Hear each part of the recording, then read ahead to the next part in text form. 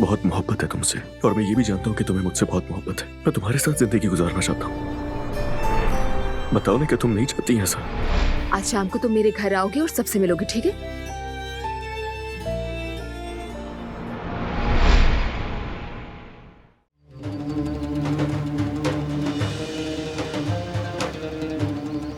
Africa से आने वाली पत्थरों की कीमत हमारी एक्सपेक्टेशंस के मुताबिक है। अगर हम एहतियात से प्लानिंग करें तो अगले चंद महीनों में जबरदस्त मुनाफा होगा। पहली खेप भेजने की तारीख तय हो गई? बिल्कुल, अगले महीने। ये तो बहुत जल्दी है। हमें यकीन है कि हम सब कुछ सही तरीके से कर रहे हैं। हाँ बिल्कुल यकीन है। हमारा रोड मैप हमारे सामने है, कदम ब कदम जा रहे हैं। फाइल में कुछ कमी है। स्टोन्स की जियोलॉजिकल और जेमोलॉजिकल प्रॉपर्टीज को दोबारा चेक करना चाहिए ताकि सर्टिफिकेशंस के मामले में कोई मुश्किल ना हो। फिक्र मत करो, वो काम मेरे जिम्मे है। जब असल पत्थर आ जाएंगे तो अगले मरहले पर चलेंगे। एक मिनट।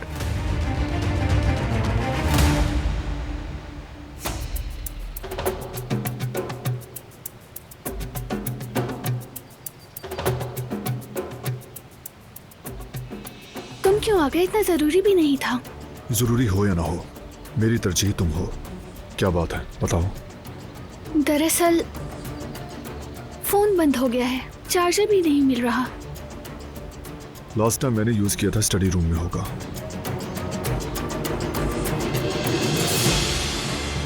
ठीक है, बहुत शुक्रिया, मैं देख लेती हूँ। ठीक है।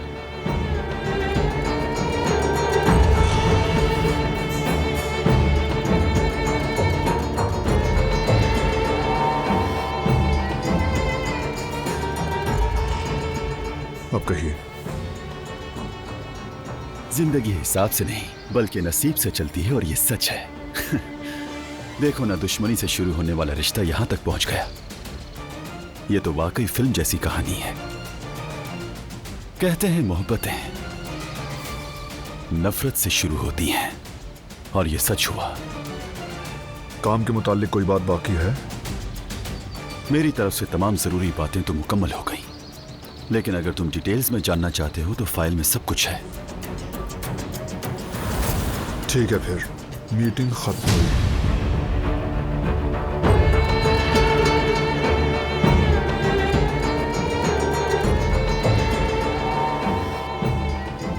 फिर मुलाकात होगी।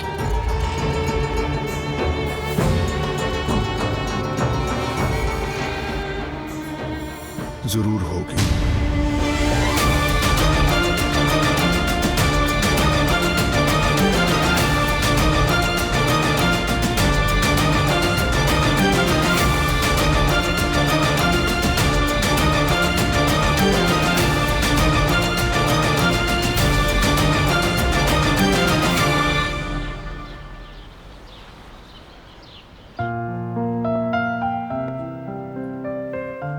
अम्मी, हाँ, मैं भी मदद कर दूं आपकी? बेटा, तुम्हारी सबसे बड़ी मदद यही है, तुम बच्चों के लिए खुद को आराम दो। अम्मी, अल्लाह की कसम लेटे लेटे बोर हो गई हूँ, दम घुट रहा है। बोर हो रही हो? फिर भी तुम्हें आराम करना होगा। चलो बैठ जाओ, वरना मैं नाराज हो जाऊंगी। ठीक है अम्मी जान, मैं कुछ नहीं कर रही, किसी काम को हाथ नहीं लगाऊंगी, मैं यहीं बैठूंगी, ठीक है? हाँ, बस तुम आराम करती रहो। गुड मॉर्निंग मेरे घर की शहजादियों। गुड मॉर्निंग बेटा, कुर्बान जाऊं, बड़े खुश नजर आ रहे हो। जेवदत जान, कहीं दुकान तो नहीं मिली? नहीं जोहरिया, अभी नहीं मिली, लेकिन वो भी हो जाएगा। चाय बनी हुई है क्या? देखो, मैं गर्मा गर्म समोसे लेकर आया हूँ बाहर से। जवेरिया, तुम्हें बहुत पसंद है ना? थैंक यू सो मच जेवदत, अल्लाह तुम्हें सलामत रखे। अल्लाह खुश रखे तुम्हें। अरे अम्मी, बाबा कहाँ नजर नहीं आ रहे? मैं उनके लिए पेस्ट्रीज लेकर आया हूँ, बहुत भूख लगी है, जल्दी बुलाए ना सबको। सईद! अम्मी, आप बाबा को क्यों बुला रही हैं? बाबा घर पे नहीं है। क्यों नहीं है? कहाँ गए बाबा? अचानक चले गए और हमें बताया भी नहीं कहाँ जा रहे हैं। जरूर फिर से दिलान की माँ की तलाश में गए होंगे। देख लेना, ये फिर से हमारे सर कोई नई मुसीबत लाएंगे, मेरी बात याद रखना। चलो खैर बेटा, तुम जाकर जरा फ्रेश हो जाओ, मैं तुम्हारे लिए चाय लेकर आती हूँ। हाँ, ये सब भी निकाल लें। आ जाइए अम्मी।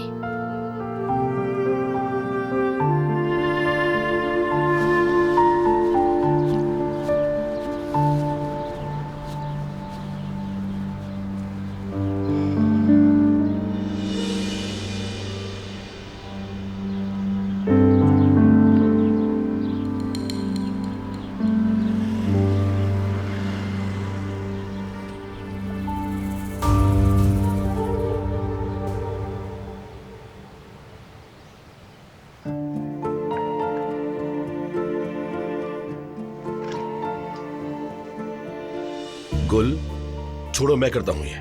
नहीं नहीं, मैंने कर लिया है, अब जरूरत नहीं। वैसे भी तुम्हें यहाँ आने की क्या जरूरत थी?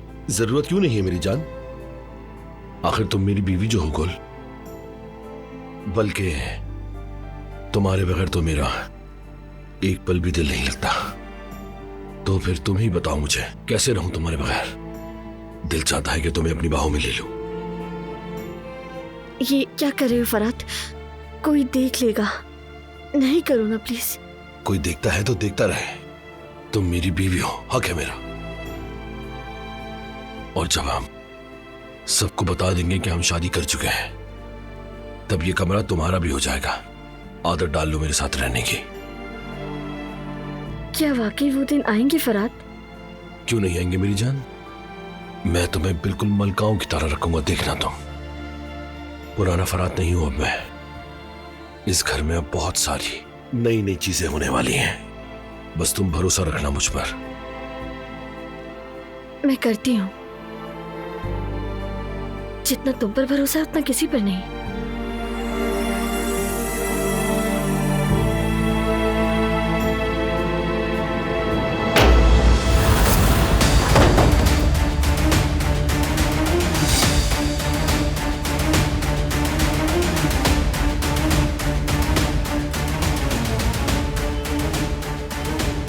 तुम लोग यहाँ क्या कर रहे हो?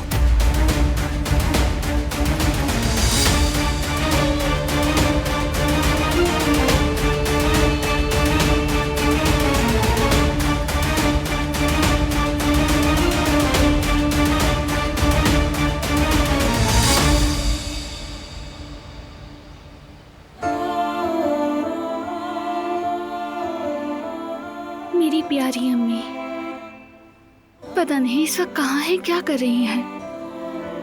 क्या आप भी मुझे याद करती हैं कि मेरी बेटी कहाँ होगी? काश कि कोई मुआवजा हो जाए, मैं आपके गले लग जाऊं, अम्मी कहकर आपकी खुशबू महसूस करूं। आप नहीं जानते मुझे इसकी कितनी जरूरत है।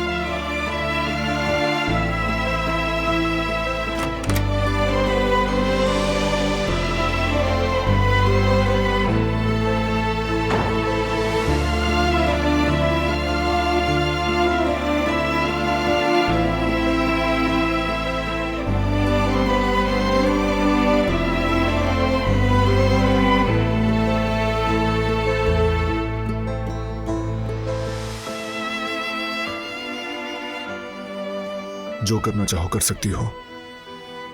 ये दुख, खुशी और गम, ये सब जिंदगी का हिस्सा है और ये ऐसे ही चलेगा। लेकिन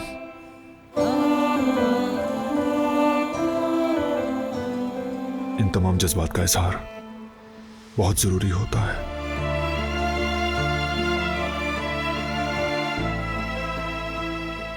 इसे दिल में मत रखो, मैं दूंगा तुम्हारा साथ।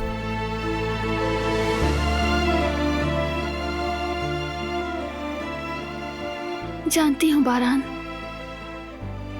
शुक्र है कि तुम हो।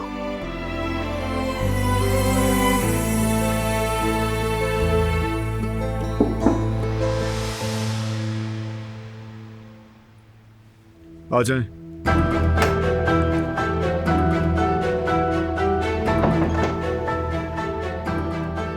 माफ कीजिएगा, आपको डिस्टर्ब किया मैंने। आपके बाबा आए हैं, वो मिलना चाहते हैं आपसे। आ रही हूँ मैं। ये अचानक क्यों आ गए?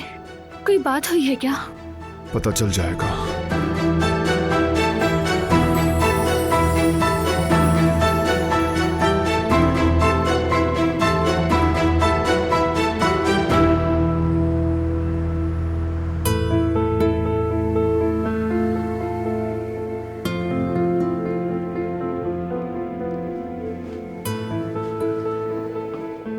डीएनए रिपोर्ट आ गई है। रिपोर्ट मैसेज के जरिए भेजी गई है। क्या लिखा है रिपोर्ट में? दिलान मेरी बेटी है क्या? मैंने मैसेज नहीं खोला, सोचा आपको देखना चाहेंगी। मैं नहीं देख सकूंगी, तुम पढ़ो।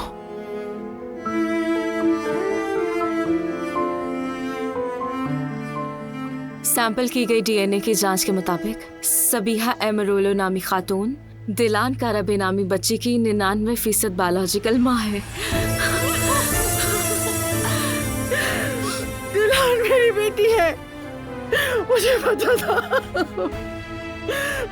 मुझे रेवा, मुझे पता था मेरी बेटी है वो, मेरी बेटी है, मैं जानती थी रेवा।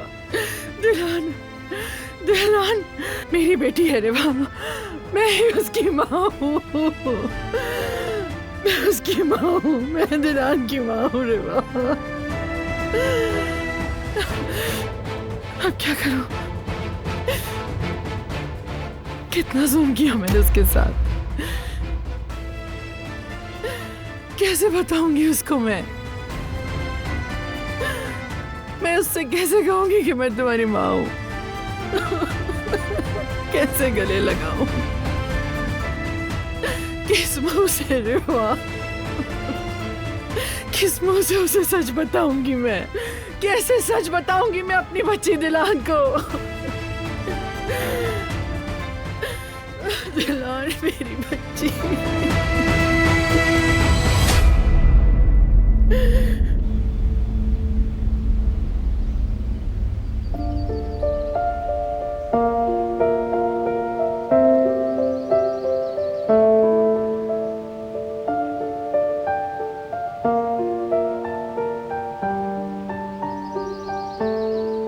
क्या हुआ? क्या बात है?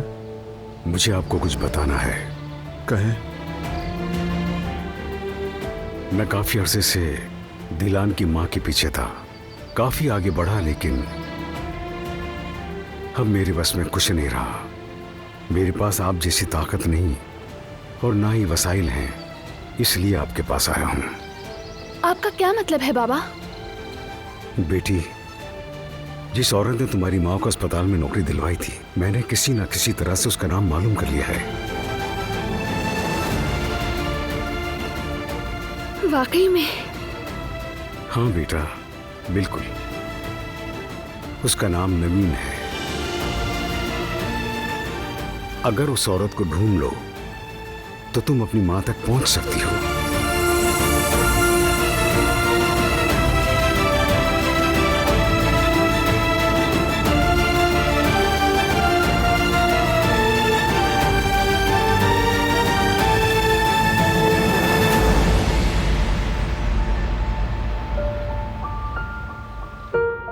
अगर नवीन औचार ने मेरी माँ को नौकरी दिलवाई थी तो यकीनन जानती होगी वो कहाँ काम कर रही है, कहाँ रहती हैं।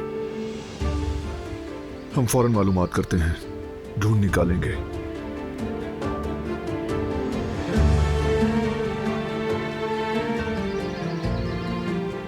खुशामदीद सईद। शुक्रिया कुदरत साहब, खुश रहिए। सईद साहब भी एक नाम तक पहुंचे हैं बाबा, एक ऐसी औरत जिसने दिलान की अम्मी को नौकरी दिलवाई थी।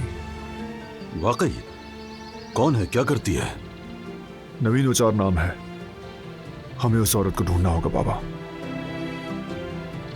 ठीक है, मैं अभी अपने लोगों से कहता हूँ, फौरन तहकीक शुरू करते हैं। अगर हम इस काम में देर नहीं करेंगे तो जल्दी ढूंढ लेंगे। इंशाल्लाह सईद। इजाजत दें मुझे, मैं अब चलता हूँ। कुछ देर तो बैठो हमारे साथ, चाय कॉफी मिलकर पीते हैं। शुक्रिया कुदरत साहब, फिर किसी और दिन। चलो ठीक है। अच्छा, अल्लाह हाफिज। अल्लाह हाफिज। तुम अपनी माँ से जल्द मिलोगी बेटी, इंशाअल्लाह। शुक्रिया।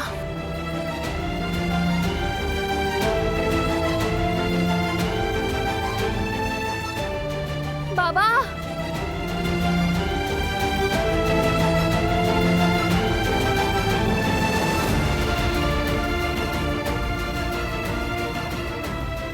जाने दो बेटा, बाप बेटी को अकेले में बात करने दो। मुझे कुछ बात करनी है। हाँ बेटी, बोलो क्या हुआ? आई जरा अंदर चलते हैं।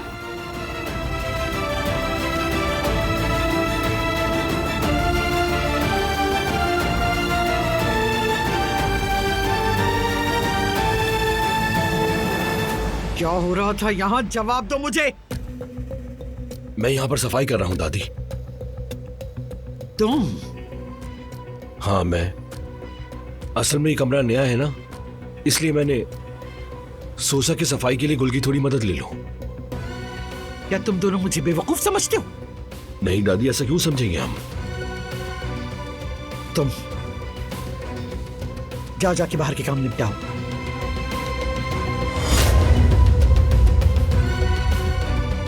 फरहाद साहब प्लीज, ये मेरा काम था।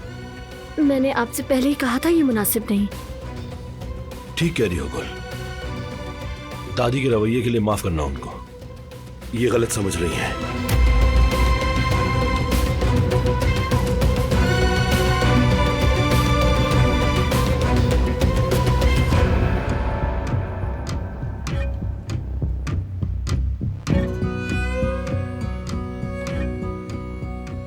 कैसी माफी? क्या कह रहे थे तुम फरहाद? तुम्हें अंदाजा भी है कि तुम क्या कर रहे हो? मैंने कौन सी ऐसी गलती की है जो मैं माफी मांगू उससे? गलती तो है आपकी दादी, वो एक नौकरानी है इस घर की मुलाजमा, और आपका कहना निकल जाओ, दफा हो जाओ, ये रवैया ठीक नहीं। और तुम्हारा रवैया तो जैसे मुझे बहुत ही मुनासिब लग रहा है, माशाअल्लाह। हर बार तुम्हें समझाना पड़ता है, बिल्कुल किसी छोटे बच्चे की तरह। तुम इतने बड़े आदमी हो गए हो, लेकिन अक्ल अभी तक नहीं आई तुम्हें। आपने खुद कहा था दादी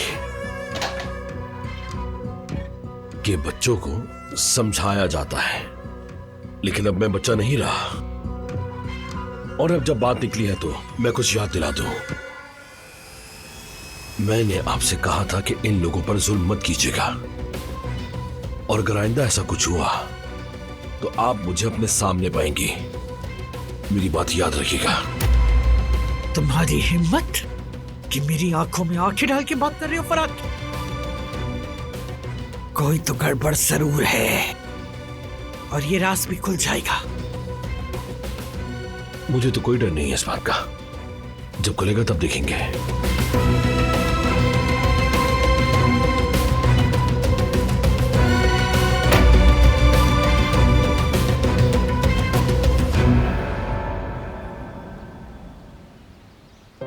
जिसे मैंने मुर्दा समझा, मेरी वो बेटी जिंदा निकली रे बाबा। मैं जिसकी याद में तड़पती रही, कभी एक लम्हा भी उसका ख्याल ज़हन से नहीं निकला। और देखो आज क्या हुआ, उसके सामने जाने की हिम्मत नहीं मुझ में। सबिया साहिबा, ये बहुत अच्छी खबर है। हाँ, होती अच्छी खबर अगर मैंने अपनी ही बेटी पर इस कदर जुल्म ना किया होता रे बाप। लेकिन तब हालात मुख्तलिफ थे। कैसे हालात थे? कोई ऐसी मजबूरी नहीं थी। मैं इंतकाम की गूंज में कुछ भी ना सुन सकी। आंखों से अंधी हो गई थी, कानों से बहरी हो गई थी, कुछ नहीं सुन सकती थी, मैं कुछ नहीं देख सकती थी। अपने साथ नाइंसाफी मत करे सबिया साहिबा, आपने खुद भी तो कितने दुख झेले हैं। अपने अजीज औलाद सारा जहां आपके हाथ से छिन गया था, याद है ना आपको?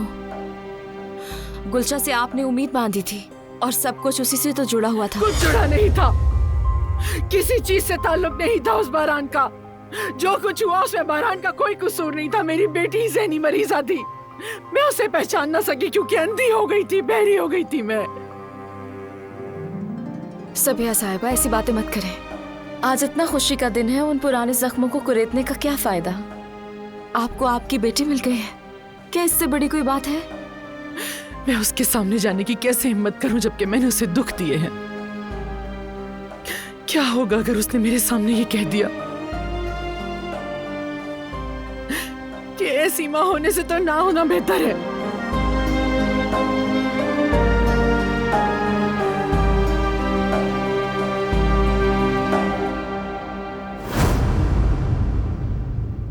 बारान ठीक है, मेरा खानदान, मेरा भाई जिहान, कुदरत अंकल ठीक तो है। प्लीज अब तो कुछ कहें, क्या चाहती है? क्या मिलेगा आपको? पागल करना चाहती है मुझे? क्या मिलेगा? बताएं, क्या मिलेगा आपको?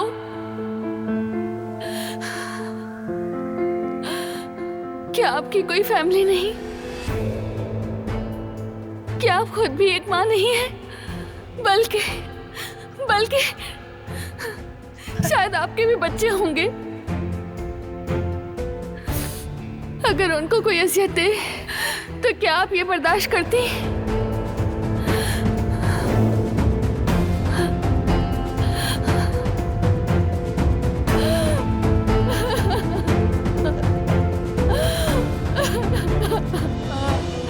अल्लाह का वास्ता मुझे कुछ तो बताएं। मैं आपसे भीख मांगती हूँ, प्लीज मुझे कुछ तो बताएं। बारान ठीक तो है ना? बताएं।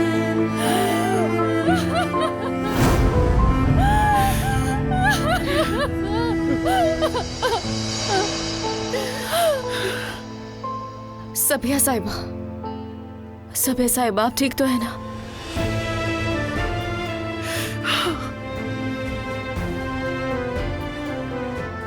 ठीक हूँ। दिलान ठीक कहती है, सब्र करना बहुत मुश्किल है। मैं जाकर सब सच बोलूंगी, जो होना है हो जाए, फिर देखा जाएगा। सबिया साहिबा, थोड़ा सा सोच समझ कर फैसला करें। मैं आपकी हालत समझ सकती हूँ, लेकिन इस तरह दिलान की ज़हनी हालत पर बहुत बुरा असर हो सकता है। मैं अपनी बेटी से निपट नहीं सकती।